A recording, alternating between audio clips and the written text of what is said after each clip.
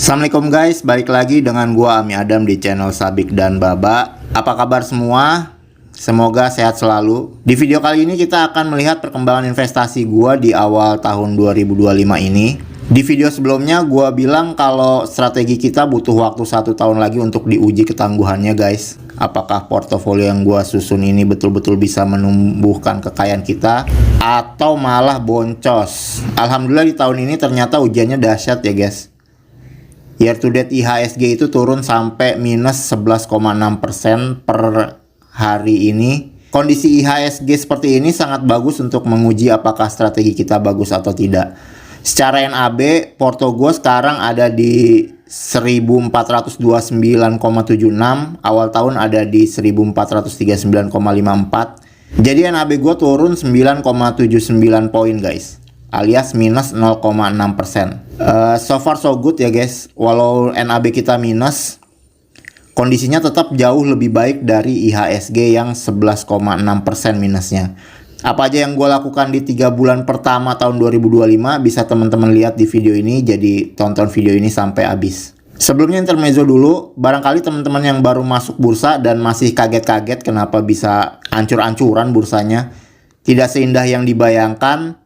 Langsung aja hubungi 0812-8817-8730. Kita privat course dulu biar bisa mengenal bursa saham lebih dekat. Buat yang udah lama di bursa tapi belum dapat strategi yang cocok juga bisa. Murah aja, cuma 500.000 guys. Oke, kita lanjut. Buat teman-teman yang baru mampir ke channel gua, jadi gua buat video perjalanan investasi. Teman-teman bisa lihat dari episode 1 sampai sekarang episode ke-42. Semua aksi gua di bursa, apa yang gue beli dan gue jual, semuanya bisa kalian lihat secara transparan. Nggak ada yang ditutup-tutupi. Karena memang gue buat video ini untuk menguji apakah strategi yang gue terapkan di bursa bagus atau enggak. Sejauh ini bagus, tapi kita akan sama-sama lihat nanti sampai akhir tahun ini guys, apakah bagus atau buruk. Ini aksi gue dari Januari sampai tanggal 12 Maret lalu. Beli terus, nggak ada jual. Yang Januari udah gue share di video yang lalu, jadi gue top up 1 jutaan guys, tiap bulan 1,2 sampai 1,4 tergantung rezeki aja. Di Februari gue beli Hexa 2 lot dan Tugu 2 lot. Kemudian bulan Maret gue beli Hexa lagi 2 lot, BJBR 5 lot dan Power 3 lot. Untuk saham yang gue beli tahun ini minus semua guys posisinya. Gue beli Hexa karena Hexa itu saham favorit gue yang sekarang ternyata jadi beban di portofolio ini, minus paling banyak dia. Tapi nggak apa-apa karena gue pengen punya saham ini 100 lot guys, biar angkanya bagus. Karena kita invest dengan tujuan hold forever, jadi angka-angka cantik itu perlu guys, supaya kita seneng ngeliat portofolio kita. Kalau Tugu itu karena gue pengen punya sektor keuangan di porto, dan yang harganya masuk untuk dibeli itu Tugu guys. Nah itu posisinya di bulan Februari, belum hancur kayak sekarang IHSG. Kalau sekarang BJBR, BJTM itu harganya juga masuk. Makanya gue beli BJBR juga di bulan Maret. BJTM-nya belum gue beli karena menurut gue BJBR yieldnya lebih bagus. Kemudian untuk Power ini harga dan dividennya sangat stabil. Jadi gue masuk juga ke sini untuk balancing portofolio aja guys. Rencananya mau gue cicil pelan-pelan, tapi tergantung apakah ada saham yang lebih menarik atau enggak di setiap bulannya nanti. Ini IHSG hari Jumat kemarin turun hampir 2%. Asing jualan 2,3 triliun, sangat banyak. Banyak yang bilang asing kabur, asing takut invest di Indonesia. Mungkin kalau di sektor real bener ya guys ya, tapi di bursa saham itu enggak. Asing cuma jualan aja, jadi dia nggak takut sama sekali. Kebetulan Indonesia banyak investor baru, banyak yang top up, apalagi ada THR, jadi mereka jualan terus guys, cari untung. Bisa dicek di website bursa, investor asing tetap menguasai saham-saham blue chip yang paling banyak guys, kayak BRI, Mandiri, BCA itu semua yang pegang masih mereka. Dan bisa dilihat juga pertumbuhan investor di Indonesia, apakah bertambah atau berkurang. Balik lagi, di Jumat kemarin giliran saham-saham yang gue pegang yang turunnya besar.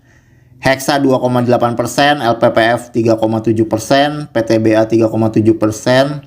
Besar-besar guys, lebih besar dari IHSG turunnya. Inilah sebabnya NAB gue jadi negatif.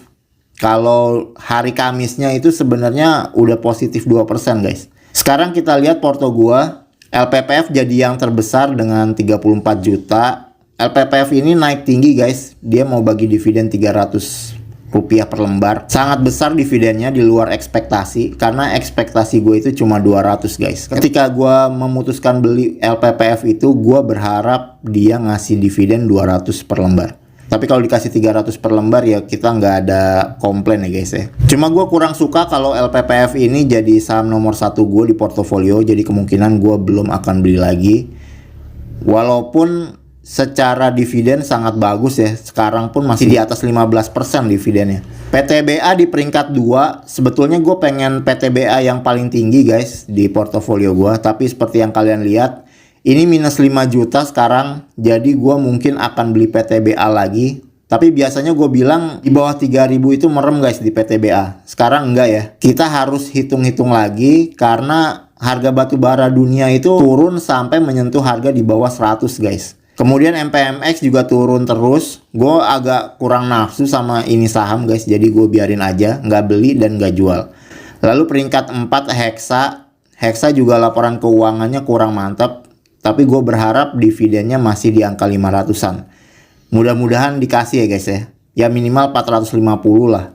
Tugu juga menarik karena kinerjanya bagus. Ekspektasi gue sih dividennya masih 100-an. Mudah-mudahan dapat. Kalau BJBR dan Power itu gue titip sendal dulu guys. BJBR ini sangat murah di harga sekarang. Yieldnya hampir pasti di atas 10% untuk beberapa tahun ke depan menurut gue.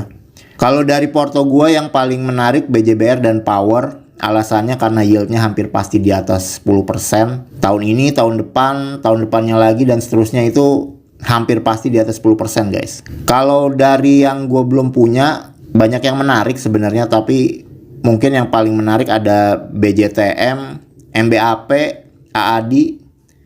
Yang agak-agak gambling itu TB guys. BMRI juga cukup menarik. Cuma ya kita lihat nanti aja guys. Gue baru bisa belanja tanggal 25 itu juga nggak banyak. Seperti biasa paling sekitar 200-300 ribu. Nanti kita lihat aja ke depan gue beli apa di video selanjutnya. Mudah-mudahan portonya tetap stabil lah guys ya. Oke gitu aja video kita kali ini. Jangan lupa like, komen, dan subscribe. Assalamualaikum.